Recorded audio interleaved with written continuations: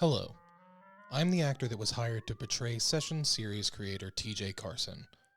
Welcome to our show, Sessions, where we listen in on fictional characters in therapy. These sessions may take place before, during, or after the media in which they originally appeared, and may have an updated flair. These characters may have been coming to sessions for years, or it may be their first and only time with Dr. Elizabeth Regina, our constant, consummate therapist. All characters are in the public domain. Today's radio show is written by TJ Carson, starring Mary Eliza Hendricks as session subject Cecily Cardew, and as always, Kim Jackson as Dr. Regina. Some background for the script. Jack, Ernest, is currently in town with Algernon at the top of the play, and Miss Prism has found Cecily's diary and letters to the fictional Ernest, subsequently sending Cecily to a doctor. Please enjoy as we present to you The Cardew Crush.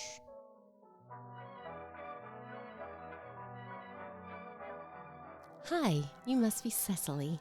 I'm Dr. Elizabeth Regina. Hello, Doctor. So, someone named Miss Prism made the appointment and sent you here, but you are an adult of your own free will, right? I am. And Prism is not your second name either, yes? Your last name is Cardew, I believe I read. That's right, Cecily Cardew. And Miss Prism is what kind of person to you? Sometimes mean, sometimes nice, but always very strict. No, I mean, who is she in your life? Like, in what capacity or what role does she play in your day-to-day goings-on? Yes, she's my governess. Particularly the role she plays these days is commandant, for so much she pushes me to learn German. Oh, well, it can be nice to have that extension of knowledge.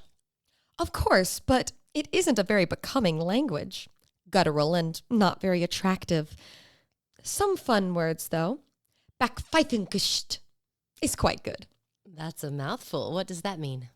It means a face badly in need of a fist. Oh. Not to speak out of turn, but sometimes that is how I feel about some of Miss Prism's ideas. Is this how you felt about her suggestion to see me? Well, Doctor, it wasn't exactly a suggestion. You certainly are not obligated to stay for the full session. You could even leave now if you'd like. No, it's fine. Sometimes it's easier not to fight, Miss Prism.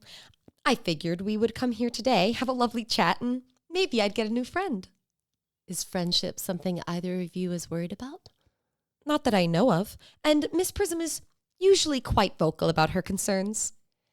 Did she tell you why she wanted you to come today? No. I think that's how I knew there was something wrong. She was uncharacteristically quiet, but I assume it's about Ernest. Ernest, the adjective or a name? The name, of course. My fiancé. Or, well, former fiancé. Oh, I'm sorry. What happened? Well, I had to break off the engagement. It would hardly have been a really serious engagement if it hadn't have been broken off at least once. But I forgave him before the week was out. Sorry, I may be misunderstanding. Are you engaged now? Of course. I forgave him after all. Why did you break off the engagement in the first place? It had been a couple months, and like I said, how can you know it's serious if you don't break it off at least once? Not to get too deep too quickly, but that's not really the most healthy response. How so? It's a type of manipulation if that's all that it was, but again, that might be too quick of a judgment.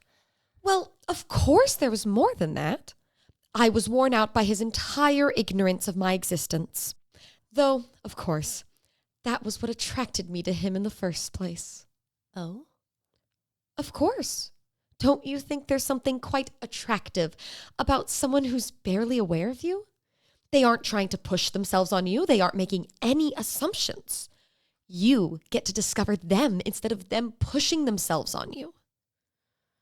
I mean, there is a difference between who pursued who and someone ignoring you. Whom? Whom what? Uncle Jack puts great importance on grammar, and it should be who pursued whom, not who. Irrespective of my grammar, there is a difference between someone having the chance to pursue without much foreknowledge and someone just ignoring you. It doesn't bode well for the future if they flatly ignore your needs. I mean, we are discussing the fact that I terminated the engagement. I guess that is fair. So, Dr. Regina, what's so worrisome about that? We addressed the issue, and then I decided that it was best to keep forward. I'd put so much work into writing him and everything. What kind of writing? Letters. I love letters. I write to him 3 times a week, if not more. That's not the only reason you kept up with him, is it? What? Just because of the work I already put in? Of course not. That would be a sunk cost fallacy if I ever heard one. You are a very bright young woman. Thank you. Speaking of bright, look at this ring. That's very nice. Is that your engagement ring? Yes. Did you know that the diamond ring tradition is over 400 years old? I did not.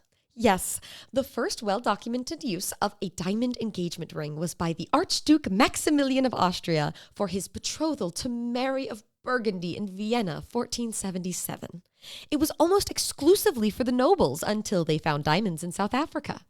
It's quite fashionable, don't you think? It's very nice. Yes, Ernest has wonderful taste. After I wrote that I accepted his engagement, I went out and got this for me. And this is his little bangle with the true lover's knot on it. He promised to never take it off. But you have it here. Of course. Also, wait, you said I went. You bought your own ring? No, of course not. I put it in Ernest's name, obviously. But you got the ring, like you physically went to the shop. Of course. He didn't give it to you himself. How could he? He's not met me yet. I'm sorry. You don't have anything to apologize for, it happens. Sorry, I meant it more as I didn't understand you. Did you say you have never met before? Not at all. Oh, but you've written to each other. Hardly. I've been forced to write all his letters for him. The 3 he wrote after I broke off the engagement were so beautiful, but so badly spelled that even now I can hardly read them without crying a little. You wrote them, though? Sorry, Cecily, I'm just a little confused.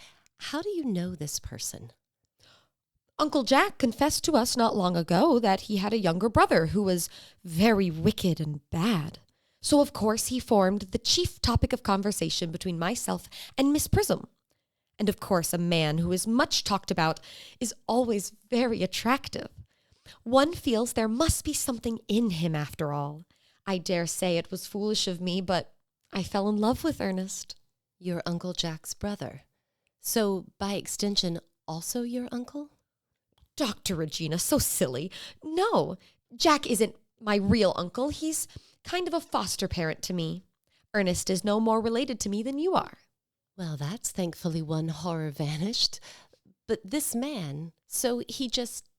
Sorry, is this someone you have met ever? Of course. In person? No. You don't feel there is a problem with that? Why would I? You've created a full relationship with a man who, for all you know, may not exist. I love him, so he has to exist. You can fall in love with a concept or a thought, but that doesn't make it healthy. Honestly, I was not expecting this to be the issue. Oh, you're just trying to poke fun. You sound like Miss Prism when she found my letters. And you do realize they are only your letters. Of course, but that doesn't make them any less from Ernest. You seem very well read, Cecily. Do you know the term parasocial relationship? No. It's a phrase which refers to one-sided relationships, where one person extends emotional energy, interest, time, and the other party is completely unaware of the other's existence, at least to an individual degree. It often is applied to celebrities and politicians because they have a persona you could never know without actually being someone from their life. That's why there is no individual degree to it, because they could only know you at a distance, like an audience. It's like throwing a ball at a wall with a mural on it. You might get something in return, like the beauty of the mural, and even something that looks personal, like the return of the ball. So while it may seem personal, the wall has done nothing but exist. The cause and effect is all from the thrower. That's very interesting. I'll write that down. Do you think this term might apply to you and Ernest? No, I would know if he was parasocial. He puts so much effort into himself, though wicked. That's another troubling term, wicked. You've said it a few times now, but I'm not sure what you mean by it. Oh, nothing crazy. He just has these debts and behaviors. Some might call wicked. Such as? You know, I'm not really so sure. Aside from the ignoring and the letters, Uncle Jack doesn't make much mention other than him being wicked, and I do hope he is. How come? Otherwise, that would be leading a double life, pretending to be wicked and being really good the whole time. That would be hypocritical and misleading. I can't believe I'm saying this, but that does kind of make sense. Well, of course it does. Not everything you're saying makes as much sense, though. Let's run it down from the top.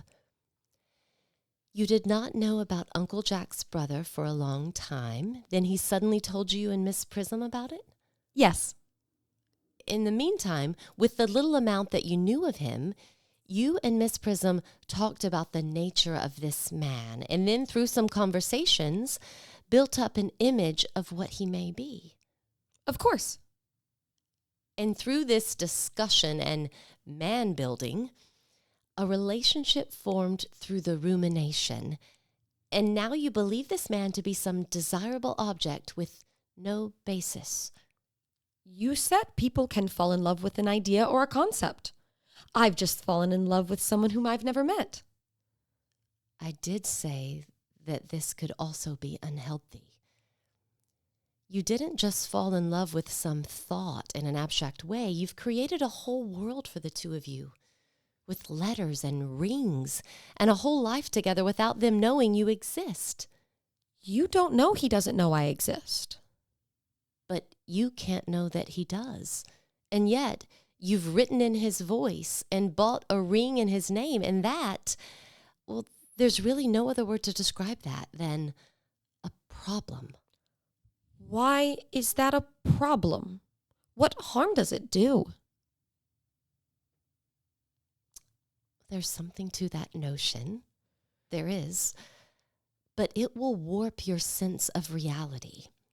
And it seems it may already have done some damage in that respect. Could you love another person? I love Uncle Jack in my own way. I love Miss Prism. I mean in a substantive, romantic way. Could you love someone other than Ernest? Do you feel you're open to that love, or that you could at least conceptualize? I couldn't love him if he had a different name. Interesting. So what if he did have a different name? Say, David. Oh, don't do that to Ernest. How do you mean? David.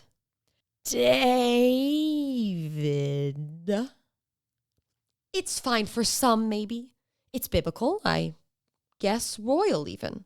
But, well, while I might respect them and I might admire their character, I fear that I should not be able to give them my undivided attention. Why not? Don't laugh at me, but it's always been a girlish dream of mine to love someone whose name was Ernest. There is something in that name that seems to inspire absolute confidence. I pity any poor woman whose husband is not called Ernest. Wouldn't you? It is certainly a name. Ernest. See, it's a name begging to be said by a lover in love. And do you see a situation in which this would be bad?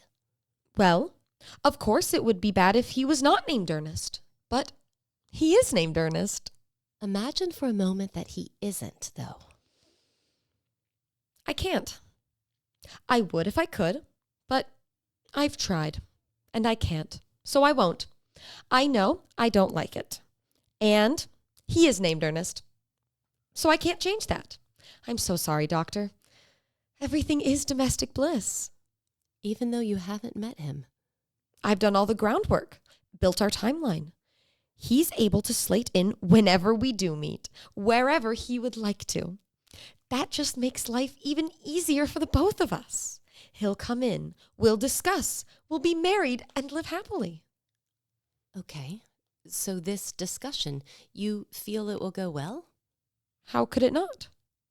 Do you plan just to talk or show him the letters? What's your plan? Well, we'll have a very pleasant conversation under the tree where I decided to marry him. And we'll marry in the church next door. But I could never let him read the letters. They would make him far too conceited. I mean, I love him, but he shouldn't be getting too big ahead. So you basically think there is nothing that could convince you that this is not a good idea? No. I'm very excited. I dream of it every day. Do you know what it's like to love so intimately? To know everything you've wanted, or now want, or will want, has been tended to with the firmness of a caretaker, but the gentleness of a carer. There is no love but love returned in kind. He already loves me, and once he meets me, he'll know it. We'll spend our days having love for each other and need little more to sustain us otherwise. I know a cynic like you may ask, don't you need more than that? And even though we'll have so much more, that is all we need. I don't know if I've ever had a true case of an actual hopeless romantic until now. How fashionable. Thank you. This is also the problem with bringing someone in who doesn't believe they have a problem. I'm quite happy. I guess I have to try one more time. All the letters are you. You don't know if he knows you. You don't know if he'll be able to fathom the relationship you've made. And you know that this is all in your mind. And this changes nothing? Like I said, I'm quite happy. And if I gave you some kind of medication to help with that, you wouldn't take it? To help with my happiness? Like, make it more? I guess I didn't think about the phrasing of that. I don't think it would.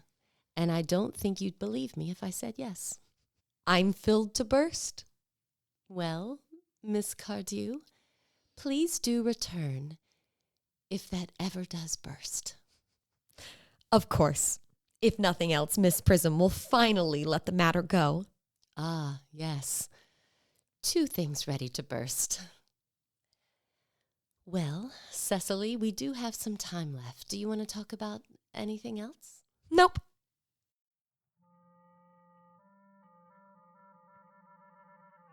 Thank you for joining us for the Cardew Crush. We'll be back next time with Sherlock's Safe. We hope to see you then.